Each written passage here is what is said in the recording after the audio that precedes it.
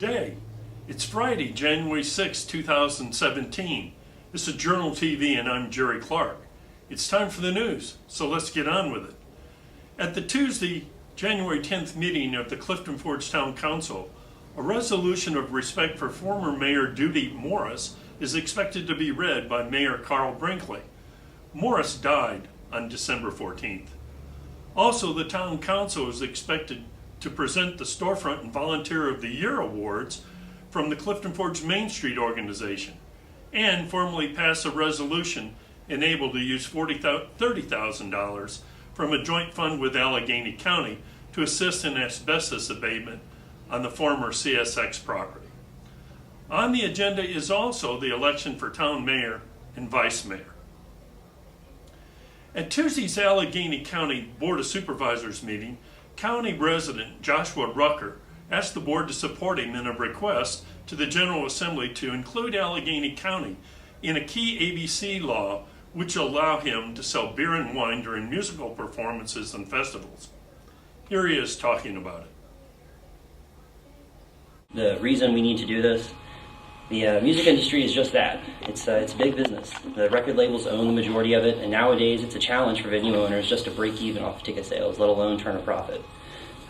Due to copyright laws and infringements, you can't create and sell your own merchandise or t-shirts. Anything that's associated with a band or musician is owned by the label that is held by the band. The only way for venue owners to really turn a profit is off of their concession sales.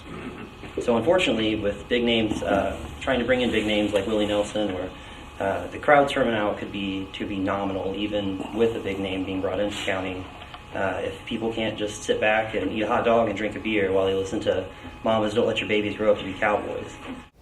In other county news, the county school board will hold a called meeting and work session next Monday evening at 6 p.m. in Lowmore.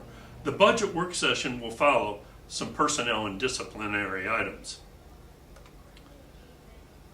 Diane Nash, a pioneer of the civil rights movement and peace activist, will be the keynote speaker at a multi-day observance of Dr. Martin Luther King's birthday at WNL in Lexington.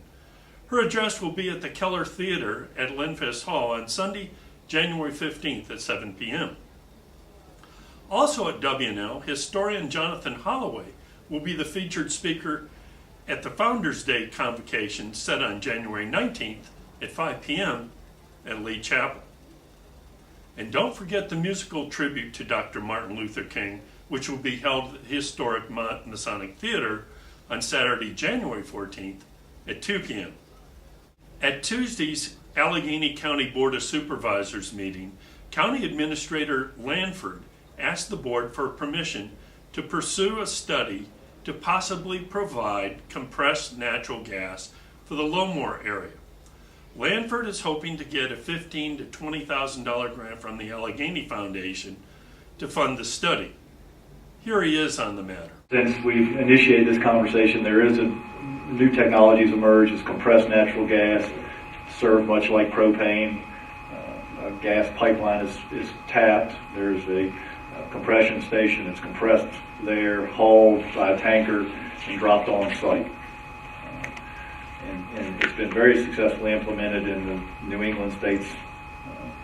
And there's a company that is planning to locate a facility in Appomattox, Express Natural Gas. We worked with the EDC about a year ago to bring that gentleman to our area and held a lunch and learn, and he met with industries and businesses in the community.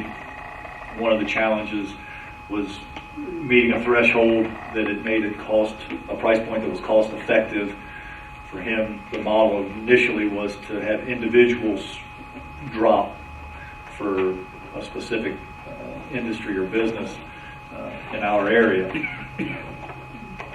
When it didn't look like that was going to be feasible from the price point, we started talking about this concept of a centralized location drop area and then a distribution network of gas lines to serve the Lowmore area, both existing business and future sites. And now it's time for local obituaries. James Fonner of Lexington died January 2nd. His funeral was held Thursday. Jack Hardy of Covington died January 4th. His funeral is set Saturday at 2 p.m. at the Loving Funeral Home. Charles Bragg Jr. of Huntington, West Virginia died January 1st. His funeral is set Saturday at the Nicely Funeral Home. Robert Rexroad of Lexington died January 4th. Graveside services are set January 9th at the Monterey Cemetery. William Carter Jr. of Lexington died January 4th. His funeral is set Sunday, January 8th at 2 p.m. at the Harrison Funeral Home. Thelma Halsley of Covington died January 4th. Her funeral is set for Friday, January 14th at the Errett Funeral Home.